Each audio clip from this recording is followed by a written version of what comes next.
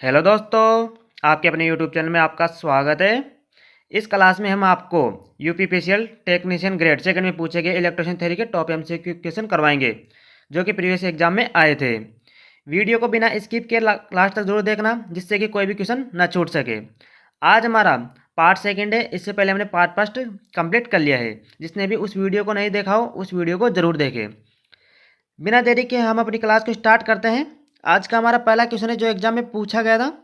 निम्न में से किस पैरामीटर को टोंक परीक्षक के द्वारा नहीं नापा जा सकता? आपको बताना है किस प्रचलन को हम टोंक परीक्षक के द्वारा नहीं माप सकते हैं। तो इसका राइट आंसर का ऑप्शन है शक्ति। शक्ति को टोंक परीक्षक के द्वारा नहीं मापा जा सकता है।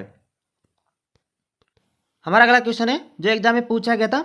सिंप्लेक्स लैप वाइंडिंग के लिए कुंडली अंतराल के बराबर होती है। आपको बताना है सिंप्लेक्स लैप वाइंडिंग में कुंडली अंतराल किसके बराबर होता है? तो इसका राइट आंसर का ऑप्शन है पक्ष अंतराल माइनस अग्र अंतराल के बराबर इसका मान होता है। अगले क्वेश्चन की ओर आगे बढ़ते हैं। अगला क्वेश्चन हमारा जो एग्जाम में पूछा गया था। तुल्यकालिक मोटर में किस बलागुण को कभी कभी विच्छेद बलागुण कहा जाता है? आपको बताना है तुल्यकालिक मोटर में किस बलागुण को कभी कभी बैकवेट टॉर्क या विच्छेद बलागुण भी कहा जाता है? तो इसका राइट आंसर का ऑप्शन है परिवर्तन बलागुण या स्टार्टिंग टॉर्क। आपको ध्यान रखना है परिवर्तन बलागुण या स्टार्टिंग टॉर्क को कभी कभी विच्छेद बलागुण या बैकवेट टॉर्क भी कहा जाता है। अगला क्वेश्चन है जो एग्जाम में पूछा गया था। जल विद्युत संयंत्र में जलाघात का कारण बनता है। आपको बताना है जल विद्युत संयंत्र में जलाघात का कारण क्या बनता है? तो इसका राइट आंसर का ऑप्शन डी नल में जल दाब में अचानक वृद्धि हो जाती है तो यह जलाघात का कारण बनता है। अगला क्वेश्चन है हमारा जो एग्जाम में पूछा गया था।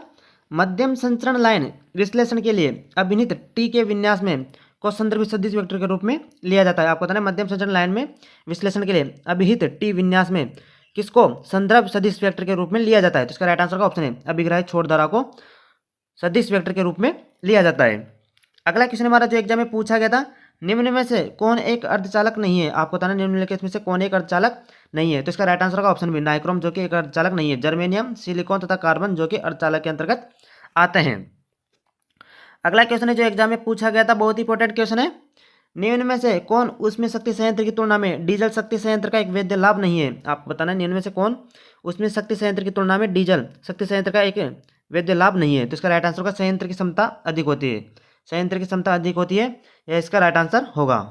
अगला क्वेश्चन है हमारा जो एग्जाम में पूछा गया था। अनुप्रस्थ काट में पत्ती या स्ट्रिप इलेक्ट्रोड का आकार यदि वह तांबे का बना हो तो इससे छोटा नहीं होना चाहिए। आपको बताना है यदि अनुप्रस्थ काट में पत्ती इलेक्ट्रोड का आकार यदि वो तांबे का बना होता है तो वह किसी छोटा नहीं होना चाहिए। तो इसका राइट आंसर का ऑप्शन डी 25 इंटू 1.6 mm से कम नहीं होना चाहिए। अगला क्वेश्चन है हमारा जो एग्जाम में पूछा गया था। यदि एसी परिपथ के लिए आभासी शक्ति व वास्तविक शक्ति को क्रमशः किस में मापा जाता है? आपको बताना है एसी परिपथ में आभासी शक्ति को और वास्तविक शक्ति को किस में मापा जाता है? तो इसका राइट आंसर का ऑप्शन है आभासी शक्ति को हम वोल्ट एम्पेयर में, वास्तविक शक्ति को हम वाट में मापते हैं। ऑप्शन है इज द राइट आंसर। अगला क्वेश्चन हमारा जो एग्जाम में पूछा गया था।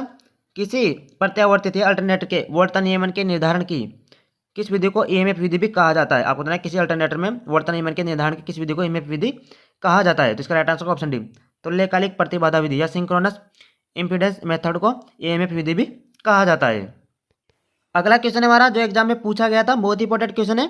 निम्न में से किसे अचर अभिवाह मोटर या कांस्टेंट फ्लक्स मोटर भी कहा जाता है? आपको बताना है निम्नलिखित में से किसे अचर अभिवाह मोटर या कॉन्टेक्स्ट फ्लक्स मोटर भी कहा जाता है? तो इसका राइट आंसर का option C DC shunt motor.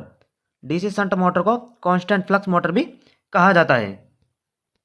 अगला क्वेश्चन है हमारा बहुत इंपॉर्टेंट क्वेश्चन है, वीडियो में को लास्ट तक जरूर देखना। निम्न में से किस मशीन में आर्मेचर कुंडलन स्टेटर पर क्षेत्र कुंडलन गुणक पर आरोपित होती है? आपको बताना है निम्न में से किस मशीन में आर्मेचर कुंडलन स्टेटर पर व क्षेत्र कुंडलन गुणक पर आरोपित होता है? तो इसका राइट आंसर का option B alternator. Alternator is the right answer. अगला क्वेश्चन हमारा जो एग्जाम में पूछा गया था। निम्न में से कौन सा मोटर प्रतिक्रम में नहीं है? आपको बताना है निम्न में से कौन सा मोटर जो कि प्रतिक्रम में नहीं है? तो इसका राइट आंसर का option B shaded pole motor. Shaded pole motor जो कि प्रतिक्रम में या नहीं है। अगला क्वेश्चन है जो एग्जाम में पूछा गया था। मोटरी विद्या में मोटर के गुणन की दिशा को द्वारा निर्धारित किया जा सकता है। आपको बताना है मोटरी विद्या में मोटर के गुणन की दिशा को किसके द्वारा निर्धारित की जा सकती है? तो इसका राइट आंसर का ऑप्शन सी फ्लेमिंग के बाह्य के नियम के द्वारा मोटर के गुणन की दिशा को निर्धारित किया जा सकता है। अगला क्वेश्चन है जो एग्जाम में पूछा गया था। निम्न में से किसे एन प्रकार के अर्धचालक तैयार करने के लिए दाता अपद्रव्य या डोनन इम्प्योरिटी के रूप में प्रयोग किया जाता है। आपको बताना है निम्न में से किसे इन प्रकार के अर्धचालक तैयार करने के लिए दाता अपद्रव्य या डोनर इम्प्योरिटी के रूप में प्रयोग किया जा सकता है। तो इसका राइट आंसर का ऑप्शन है antimony. Antimony is the right answer. अगला क्वेश्चन है हमारा जो एग्जाम में पूछा गया था, प्रतिक्रमण लेप कुंडलन में कुंडली अंतराल होता है। आपको बताना है प्रतिक्रमण लेप कुंडलन में कुंडली अंतराल कितना होता है। तो इसका राइट आंसर का ऑप्शन सी -1। प्रतिक्रमण लेप कुंडलन में कुंडली अंतराल -1 होता है, आपको ध्यान रखना है। अगला क्वेश्चन है जो एग्जाम में पूछा गया था, बहुत इंपॉर्टेंट क्वेश्चन है। एक चुंबकीय परिपथ में चुंबकीय पदार्थ द्वारा लिए गए कुल आयतन और कोर के कुल आयतन के अनुपात को क्या कहा जाता है। आपको बताना है एक चुंबकीय परिपथ में चुंबकीय पदार्थ द्वारा लिए गए कुल आयतन और कोर के कुल आयतन के अनुपात को क्या कहा जाता है। तो इसका राइट आंसर होगा ऑप्शन बी, चिति गुणक या स्टेकिंग फैक्टर इसे कहा जाता है। अगला क्वेश्चन हमारा जो एग्जाम में पूछा गया था, डीसी मशीन के अप्रत्यक्ष परीक्षण के लिए स्वीनबर्ग परीक्षण पर नहीं किया जा सकता है। आपको बताना है स्वीनबर्ग परीक्षण किस मोटर पर नहीं किया जा सकता है। तो इसका राइट आंसर का ऑप्शन है श्रेणी मोटर। श्रेणी मोटर पर स्वीनबर्ग परीक्षण नहीं किया जा सकता है क्योंकि श्रेणी मोटर फुल लोड पर कार्य करती है और स्वीनबर्ग परीक्षण जो कि नो लोड पर किया जाता है। अगला क्वेश्चन हमारा जो एग्जाम में पूछा गया था, 3 फेज प्रणाली में कुल तात्क्षणिक 3 कला शक्ति अचर होती है और शक्ति प्रति कला के किसके बराबर होती है। तो इसका राइट आंसर का ऑप्शन बी है 3 गुना के बराबर होती है। अगला क्वेश्चन है हमारा जो एग्जाम में पूछा गया था, एकल कला प्रेरण मोटर के संबंध में कौन सा कथन गलत है। आपको बताना है सिंगल फेज मोटर के संबंध में कौन सा कथन गलत है। तो इसका राइट आंसर का ऑप्शन ए, यह स्वप्रयत्न है। आपको ध्यान रखना सिंगल फेज मोटर जो कि स्वप्रयत्न नहीं होती है, तो इसका गलत हो जाएगा, यह स्वप्रयत्न है, यह गलत ऑप्शन दिया गया है। अगला क्वेश्चन हमारा जो एग्जाम में पूछा गया था, निम्न में से कौन सी मोटर प्रभावी रूप से उस परिघटना का उपयोग करती है जिसे सामान्यतः अवांछनीय माना जाता है। आपको बताना है निम्न में से वह कौन सी मोटर है जो कि प्रभावी रूप से उस परिघटना का उपयोग करती है जिसे सामान्यतः अवांछनीय माना जाता है। तो इसका राइट आंसर का ऑप्शन बी, शिथिल्य motor. Option B is the right answer. अगला क्वेश्चन हमारा जो एग्जाम में पूछा गया था, 3 फेज प्रेरण मोटर में यदि सर्पण ऋणात्मक हो तो इसका अर्थ है कि, आपको बताना है 3 फेज प्रेरण मोटर में यदि सर्पण ऋणात्मक है तो इसका क्या अर्थ होगा। तो इसका राइट आंसर का ऑप्शन सी, मशीन जनरेटर की तरह कार्य कर रही है। आपको ध्यान रखना है यदि 3 फेज प्रेरण मोटर जो कि सर्पण ऋणात्मक है तो उसे माना जाएगा कि वह मशीन जनरेटर की तरह कार्य कर रही है। अगला क्वेश्चन है जो आपको ध्यान रखना है, बहुत इंपॉर्टेंट क्वेश्चन है, तुल्यकालिक मोटर यदि हो तो इसे पक्षगामी शक्ति गुणक होता है। आपको बताना है तुल्यकालिक मोटर हो तो उसे पक्षगामी शक्ति गुणक होता है। तो इसका राइट आंसर का ऑप्शन है, यह अंडर एक्साइटेड व सामान्य उत्तेजित नॉर्मल एक्साइटेड हो तो इसे पक्षगामी शक्ति गुणक माना जाता है। अगला क्वेश्चन हमारा जो एग्जाम में पूछा गया था, बहुत इंपॉर्टेंट क्वेश्चन है, शंट और कंपाउंड जनरेटर के संबंध में निम्न में से कौन सी हानियां स्थिर नहीं होती है। आपको बताना है शंट और कंपाउंड जनरेटर के संबंध में निम्न में से कौन सी हानियां स्थिर नहीं होती है। तो इसका राइट आंसर का ऑप्शन डी, आर्मेचर कॉपर हानियां। आर्मेचर कॉपर हानियां जो कि स्थिर हानि नहीं होती है क्योंकि यह हानियां लोड के साथ परिवर्तित होती रहती है।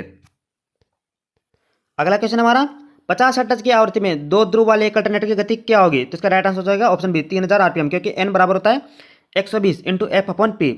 तो इसमें मान रखेंगे एफ बराबर 50 और पी का मान रखेंगे 2, तो इसका हल करने पर इसका मान आ जाएगा 3000 RPM. Option B is the right answer. अगला क्वेश्चन हमारा जो एग्जाम में पूछा गया था, प्रेरण मोटर में शून्य भार परिस्थिति में रोटर और स्टेटर चुंबकीय क्षेत्र के बीच सर्पण लगभग होता है। आपको बताना है प्रेरण मोटर में शून्य भार परिस्थिति में रोटर और स्टेटर चुंबकीय क्षेत्र के बीच सर्पण लगभग 1% होता है। आपको ध्यान रखना है option C is the right answer. बहुत इंपॉर्टेंट क्वेश्चन है। अगला क्वेश्चन है जो एग्जाम में पूछा गया था, निम्न में से कौन सा विकल्प ऊर्जा का एक गैर पारंपरिक स्रोत नहीं है। तो इसका राइट आंसर का ऑप्शन है नाभिकीय ऊर्जा। नाभिकीय ऊर्जा जो कि ऊर्जा का एक गैर पारंपरिक स्रोत नहीं है। अगला क्वेश्चन हमारा जो एग्जाम में पूछा गया था, गतिकतः प्रेरित विद्युतवाहक बल ईएमएफ की दिशा के द्वारा निर्धारित की जा सकती है। आपको बताना है गतिक प्रेरित विद्युतवाहक बल ईएमएफ की दिशा किसके द्वारा निर्धारित की जा सकती है। तो इसका राइट आंसर होगा ऑप्शन बी, फ्लेमिंग।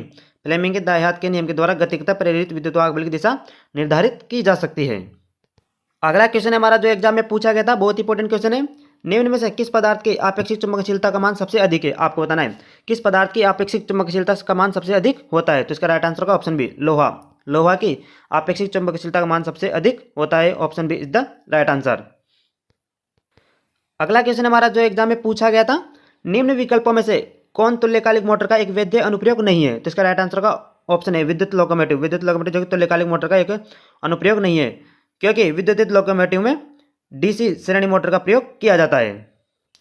अगले क्वेश्चन के आगे बढ़ते हैं। अगला क्वेश्चन हमारा जो एग्जाम में पूछा गया था, डायनेमोमीटर वाट मीटर में बाह्य टर्मिनल होते हैं जिन्हें शक्ति मापन हेतु कनेक्शन होना चाहिए। आपको बताना डायनेमोमीटर डायनेमोमीटर वाटमीटर में कितने बाह्य टर्मिनल होते हैं जिन्हें शक्ति मापन हेतु कनेक्शन होना चाहिए? तो इसका राइट आंसर का ऑप्शन डी, 4 बाह्य टर्मिनल होना चाहिए।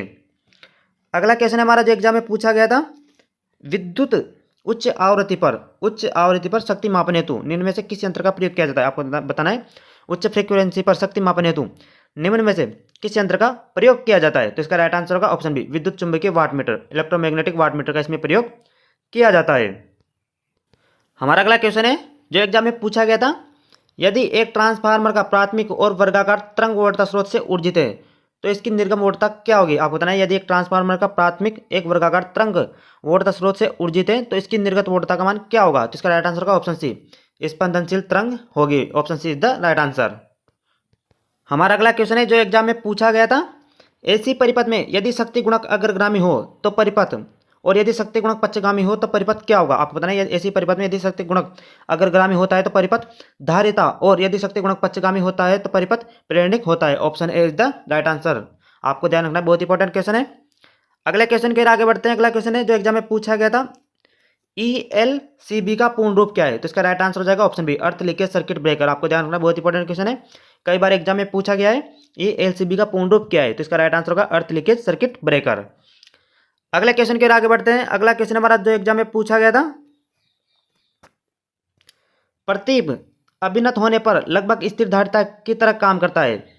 जब यह अगर अभिनत होता है तो धारा नियंत्रित चर प्रतिरोध की तरह काम करता है। तो इसका राइट आंसर होगा option A, PIN diode. PIN diode जो कि प्रतीप अभिनत होने पर PIN डायोड लगभग स्थिर धारिता की तरह कार्य करता है। हमारा अगला क्वेश्चन है जो कि बहुत इंपॉर्टेंट क्वेश्चन है, निम्न विकल्पों में से कौन 3 फेज प्रेरण मोटर को परिवर्तन विधि के वैध विधि नहीं है? तो इसका राइट आंसर का ऑप्शन सी, घूर्णन प्रतिरोध परिवर्तन विधि जो कि 3 फेज प्रेरण मोटर की परिवर्तन की वैध विधि नहीं मानी जाती है। इसी के साथ आज की वीडियो हमारी यहीं समाप्त होती है। यदि आपको वीडियो अच्छी लगी हो तो हमारे चैनल को सब्सक्राइब जरूर करें तथा वीडियो को ज़्यादा से ज़्यादा शेयर करें। इसी के साथ हम अपनी वीडियो